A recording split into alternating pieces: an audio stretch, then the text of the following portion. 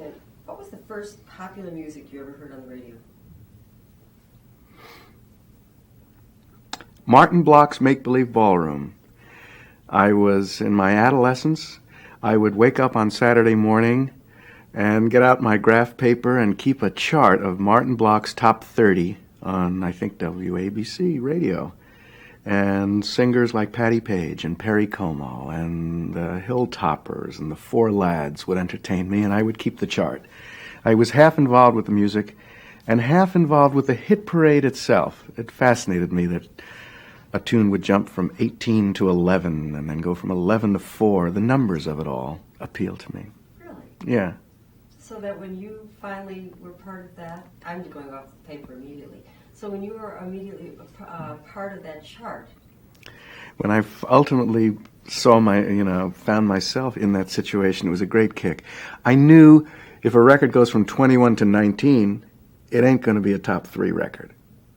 I could see the pattern of popularity. And yet, when I had my own first hit, The Sounds of Silence, I kind of broke that rule, and I began to realize you can slowly, like a grassroots politician, inch up the charts and ultimately go to number 1 inch by inch. Did any of your songs do that? The first one, The Sounds of Silence, very slowly emerged to number 1. We'll talk a little bit more about that.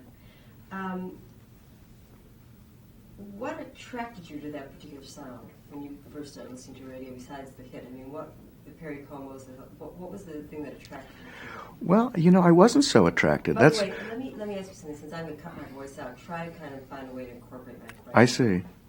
Well, I wasn't so attracted to that crooner sound, but it's really all there was. I wasn't going to go to the polka station on the radio. I wasn't a classical music fan. So in terms of pop music, that was the one station. I was very happy when the Pat Boone record of Ain't That a Shame was replaced by the Fats Domino version, So I longed to see something grittier and gutsier happen, which was the birth of rock and roll.